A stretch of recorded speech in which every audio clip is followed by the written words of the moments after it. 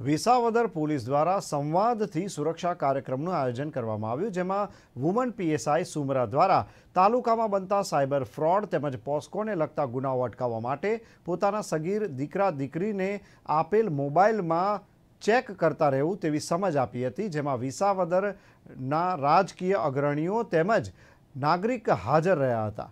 ત્યારે રમણીક દુધાત્રા દ્વારા પોલીસને જુદી જુદી હેલ્પલાઇનનો ઉપયોગ કરી પોલીસની મદદ મેળવી શકીએ છીએ તેવી જાણકારી આપેલ। ત્યારે હાજર ગ્રામ્યના સરપંચ દ્વારા દેશી દારૂનું વેચાણ થાય તેની તકેદારી લેવા માટેની સૂચન થયેલ, પરંતુ વિસાવદરની જે સમસ્યા છે, જેવી કે યંત્રમાંથી જુગાર રમાડીને રૂપિયાની હારજીત થાય છે, વરલી મટકાનો ધંધો, બાયોડીઝલનું ગેરકાયદેસર વેચાણ તે પોલીસની જાણ બહાર હોય તેવું લાગતું નથી। છતાં પોલીસની જાણ બહાર આવા ગેરકાયદેસર ધંધા ચાલતા હોય તો પ્રશ્ન કોઈ રાજકીય આગેવાન કે આમ નાગરિક દ્વારા આ પ્રશ્ન વિશે પોલીસ સાથે ચર્ચા કરેલ નથી।